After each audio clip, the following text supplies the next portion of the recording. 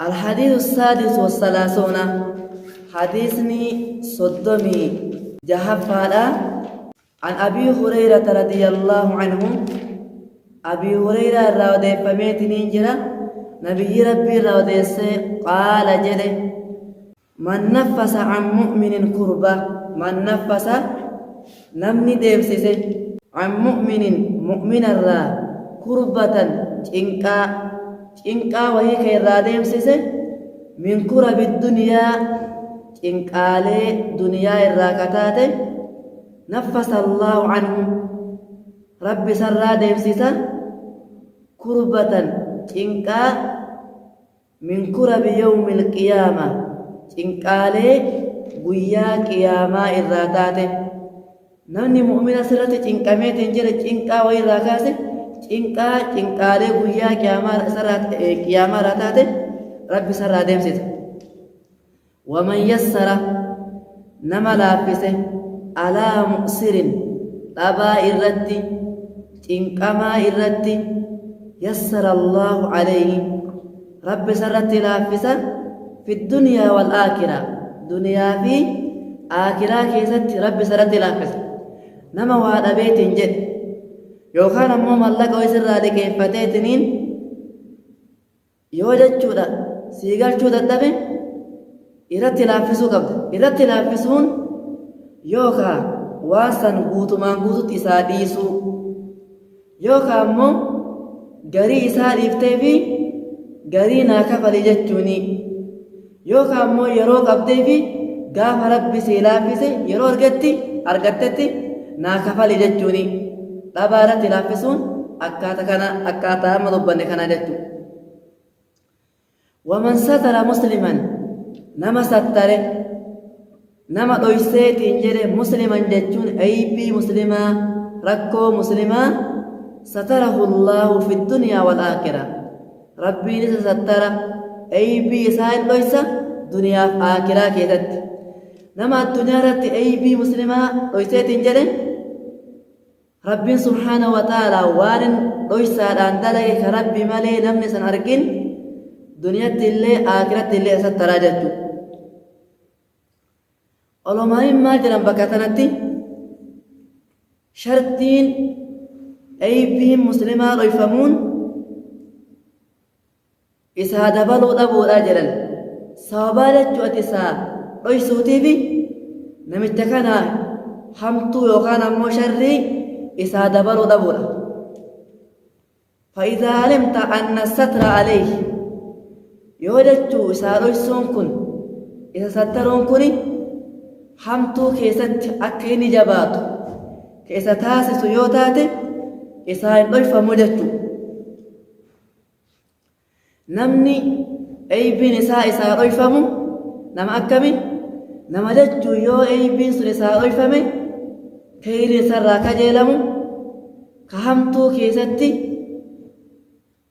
keessa turuun isarratti sodaatamnettuyuu isaa dhoyfamaa jechuu akkasuma nama dhoyfamuuf hamtuu tokko dalagee hamtuun sun waan dabre yoo taate yoo hamtuun sun ammoo waan amma dalagaa jiru taate hamtuu sanirraa isa deebisuun dirqamaa jechuu akkasuma ammallee namni kun gaafni isaa dhoyfamu hamtuun inni dalagu kuni yoo isarratti ka dhaabamu taate yoo isarratti dhaabamuu dhabdee ammoo gara nama biroo ka dabritu taate isaa hin dhoyfamu akka namni hamtuu isaa irraa eeggatu namatti himuun barbaachisaadha jechuu gaafa hamtuun sun isarraa kaatee gara nama biroo dabrite jechuu wallaahu rabbiin fi cawni alabdi gargaarsa gabrichaa keessa jira maa kaana alcabdu waan gabrichi ta'een fi cawni akiihi gargaarsa obboleessa isaa keessatti yoo ati obboleessa kan kee ka muslimaa tokko gargaarte waan qabduun qabeenya keetii yoo gargaarte beekumsa keetii yoo gargaarte waan rabbi sii qoode yoo gargaarte rabbiin si gargaara gaafa ati rakkatte wahiin وإن احتاج أحد إلى عونك اليوم فستحتاج إلى عون غيرك غدا yoo hadhaan tana namni jechuu kasatti hajamu taate atillee guyyaa boruu nama namatti hajamu ta'uu dandeetta. kanaaf jecha idaa aradta an yarhamaka Allah farham li'ibaadillah, yoo rabbi rahmata sii haa godhuu ka barbaaddu taate atillee gabroota rabbiitii rahmata godhi. aljazaa'u min jinsi amal, galanni jinsima jechuu waan namni dalageetiin namaa galfamaa jechuu. waman salaka xariiqan yaltamisu fiihi ilmaa, waman salaka nama seene xariiqan karaa yaltamisu fiihi ka barbaadu fiihi isa keessatti, karaa san keessatti ka barbaadu ilman ilmii, sahhala allaahu lahu, rabbiin isaaf laaffisa bihi isaan sababaa inni karaa ilmii seenuutiin isaa laaffisa xariiqan ilal janna, karaa gara jannataa isa geessu isaa laaffisa. karaa ilmii seenu jechuun musaafirummaa biyya tokko deemu jechuu kana qofarra hin bu'u.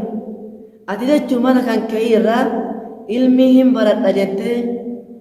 yoo ka dhuftu taate karaa ilmii irra seentee jirta. osoo daqiiqaa 5 illee ka deemtu taate gaafa jechu ilmii baradha jettee mana kan ka'ii irraa kaateetiin bakka ilmiin itti baratamtu dhufte ati karaa jannataa irra jirta. ilmiin sun karaa jannata si geessu irraa jettu. wamajtama'a qawmun, walitti hin qabamu qawmun tuutti fi baytin mana min buyuutillaa, manneen rabbii irraa taate keessatti, manneen sun masjida rabbiiti. yatluuna kitaaballaa, yatluuna ka qara'an kitaaballaahi, kitaaba rabbii ka qara'an. ويتدارسونه كولي إيغن بينهم إدو إسانيتت ككتاب ربي ولي إيغن توكو قرأيتنين توكو كإيغوف إلا نزلت عليهم السكينة، إلا نزلت بوتمالي نفت عليهم إسانرت السكينة زكين تسقبين قلبين إساني راحة أرقدت مالي qalbiin isaanii bal'inna argattu malee kaaftu hin taane jechuudha. wagashiyatuhum isaan marsitu malee, wagashiyatuhum rahma isaan haguugdu malee kaaftu hin taane arrahmatu rahmanni. wagashiyatuhum isaan haguugdu malee kaaftu hin taane arrahmatu rahmanni rabbi. wahaffatuhum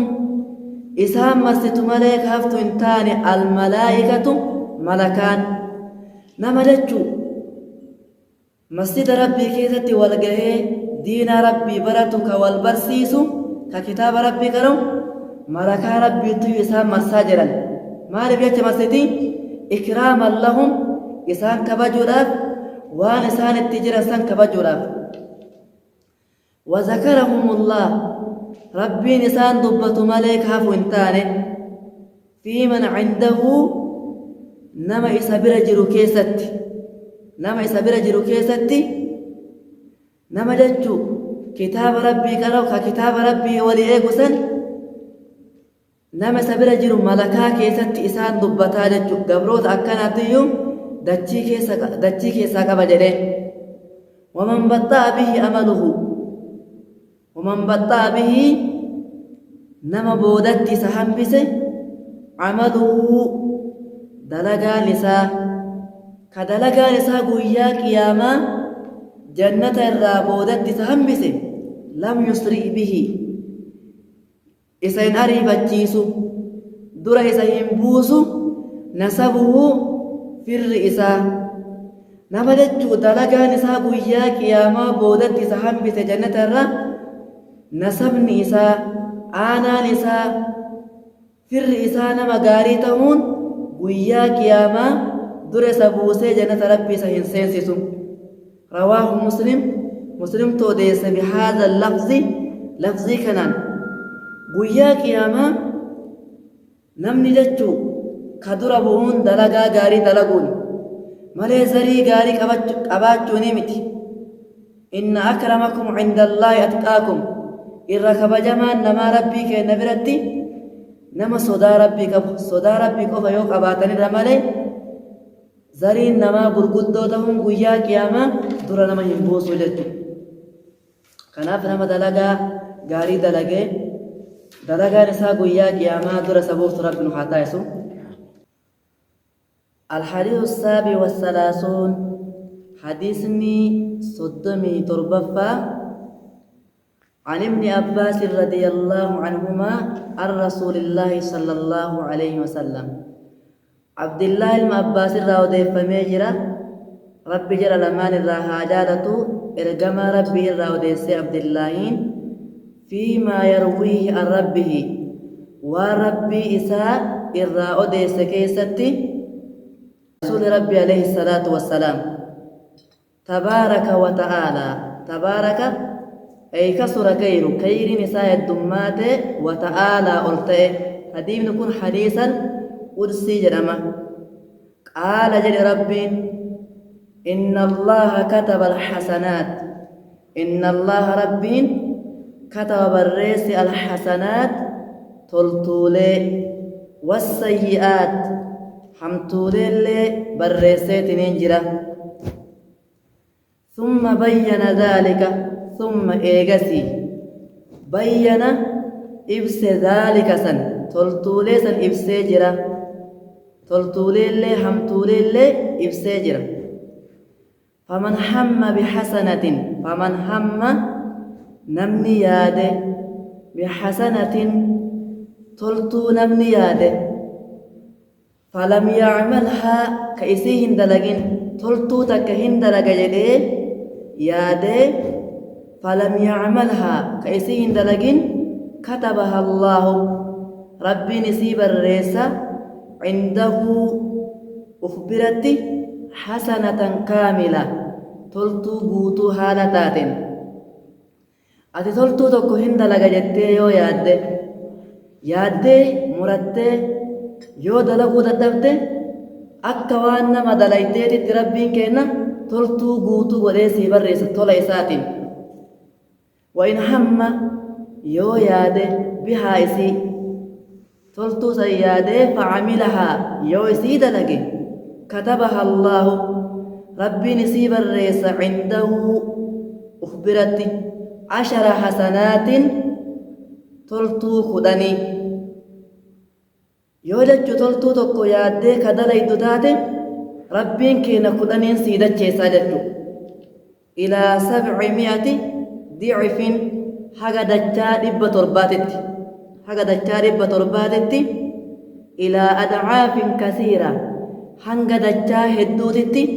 akkaataa niyyaa namaatiin rabbiin namaa barreessaa jechu gaafa jechu toltuu tokko yaaddee dalaguu dadhabde toltuu san guutuu godhee sii barreessa osoo irraan hidhisin gaafa ammoo yaaddee waan san dalayte kudhaniin sii dacheessa hanga dachaa 700 hanga dachaa hedduutti akkaataa niyyaa namaatiin وإن هم بسيئة وإن هم يو ياد بسيئة حمتو وهي فلم يعملها يو يسين دلقين حمتو تقو دلقو ياده فلم يعملها يوسين دلقين كتبها الله ربي نسيب الرئيس عنده أخبرت حسنة كاملة تلتو قوتو هالتات همتو تقو دلقو ياده صدا ربي تبجت يو ديفت يو صدا ربي تبجت ديفت وان صدا ربي تبجت ديفت بجت ربي تلتو قوتو قد يسيب الرئيس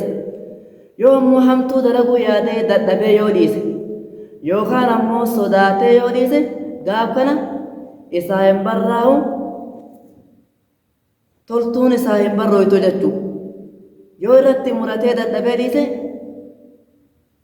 maasiyaan inumaatti barraaha jechuu وإن هم يو ياد بها جتون إسي يو ياد وإن هم جتون يو ياد بها yoo isii yaadeetiin jedhe yoo hamtuu takka yaadeetiin jedhe facamilahaa yoo isii dalage katabaha allaahu ربي نسيب الرئيسة سيئة واحدة حمتو تكو قده حمتو تكو دلقو يادي يوكا دلقو ربين كينا تكو قده تبرئيسة جتو قاب حمتو تكو دلقو تكو مست برئيسة قاب لما دلقو لما ست برئيسة لكن أمو تلتو كيسة تتكا دلقنا كلانين سيبرئ فما جتو رواه البخاري ومسلم حديث كان بخاري في مسلم توديسه في صحيحيهما صحيح جرى لماني كذبتي بهذه الحروف حرفي لي كنان بخاري اللي مسلم اللي صحيح كذبتي نبرر سجدتو أسر راوان نبنو طول ربي كينا را غافة طولتو دليني كلانين بررفما غافة همتو دليني تكاكفتو ينطي بررفما جتو هذا من فضل الله سبحانه وتعالى كنت ربي كإن رتك أجل جالته. الحديث الثامن والثلاثون حديثني صدمي سدتفا عن أبي هريرة رضي الله عنه قال قال رسول الله صلى الله عليه وسلم إن الله تعالى قال أبي هريرة رضي فميجرا رب سر جالته قال جده رسول عليه الصلاة والسلام جدا إن الله تعالى ربنا الآن قال جده من عادى لي وليا نمني تلاتمه نمني دين قدته وليا جالله كيا جالله نافتات نمني دين قدته جالله جتون الذين آمنوا وكانوا يتقون ولي كجرمو ربي تأمنوا صدا ربي قباجو وارما قبانان أتي ربي صداتي ربي تأمنا ولي ربي جرمت وليين لمتي قدم ولي الرحمن وولي الشيطان ولي الرحمن في ولي الشيطان ولي الرحمن صدا ربي قباتو ربي تأمنوا نمني صدا ربي هنقبني كإيمانه قبني أني ولي يوفين جري ولي ربي وسوينتان ولي شيطان أتيجتو كناف فقران ولي ربي تجتيغن دكتة ديمتين وصدا شفت وسو ولي ربي وسوينتان ولي شيطان أتيجتو كربين كينا دبت ولي الذين آمنوا وكانوا يتقون نمن نتي أماني نصدارت يو ولي ربي جنم ابن تيمية رحمة الله عليه ما جنم من كان مؤمنا تقيا كان لله وليا نمن ربي صداتي ربي تأمنه ولي ربي جنم جنم ابن تيمية رحمة الله عليه من عاد نمني تلاتم نمني نما دين قدت وليا جالليك يا نما دين قدت فقد آذنته بالحرب رقاء سبيسيس بالحرب إساللو نما جاللك يدين ولد إساللو لا جل رب سبحانه وتعالى وما تقرب إلي عبدي وما تقرب هنديات إلي دركيتي عبدي قبرتكية بشيء وما تكونوا هنديات أحب الرجال ما كته إلي دركيتي مما افترضته عليه وانا نسرت درقما قدينرا وانا نسرت درقما قدينرا كإني غرك يتي إرى دياتون إن قبلتو إرى قد واني كما ربي نما ديسو وواجبا وربي نما درقما قدين دلقوا ولا يزال عبدي ولا يزال هندم عبدي قبرتكيا يتقرب إلي يتقرب دياتو الراهندم إلي غركيتي بالنوافل سناوانين إيغا واجباتي حتى أحبه حقا إسجالت فإذا أحببته يو إسجالت كنت هنتا سمعه دقها إسافتها دقيتي إسافتها الذي إسا يسمع به إساف دقو دقيتين إساف دقو إسافتها gurra isaa akka inni haqaan dhaga'u akka jechuu inni waan haqaatiin dhagota taa'isa wabasarahu argaa isaaf ta'a alladhii isa yubsiru bihi inni isaan argu ija isaa ija haqa argitu ija haqa hubattu isaa ta'isaa jechuu wayadahu harka isaaf ta'a allatii isii yabtishu bihaa isiidhaan qabatu akkana jechuun harka inni jechuu haqaan qabatu akka haraamarraa tiifatee haqaan qabatu rabbi isaa ta'isaa jedhe warijlahu miila isaaf ta'a allatii isii yamshii bihaa inni isiidhaan deemu miila isaa gara khayrii akka deemtu gara haqaa akka deemtu isaaf godha jechuudha wala in sa'alanii yoo inni na kadhate la'uuxiyannahu isaaf kenna wala in ista'aadanii yoo inni natti maganfate yoo inni hamtuu tokkorraa natti maganfate la'uciidannahu isa tiksa rawaahu lbukaariyyu hadiisa kana bukaaritti yoo deesse jechu kanaaf namni nama rabbiin xira nama jechuu jaalallee rabbii ta'e nama jaalallee rabbii ta'e namni diina godhate namni isaan lolu rabbii keenya subhaanahu wa ta'ala akkasuma wanni gama rabbii keenya nama kaleessu waa waajibaa dalagu sunnaallee yoo heddummeessiteetiin jette sunnaalleen akka rabbi si jaalatu akka rabbi dalagaati darayde guutuu keessatti rabbi si gargaaru si taasifte jechuudha nama waliyyii rabbii ta'ee ajaja rabbii kennaa fudhatee rabbi sodaatee waliyyii rabbii ta'u rabbi nu haa taasisu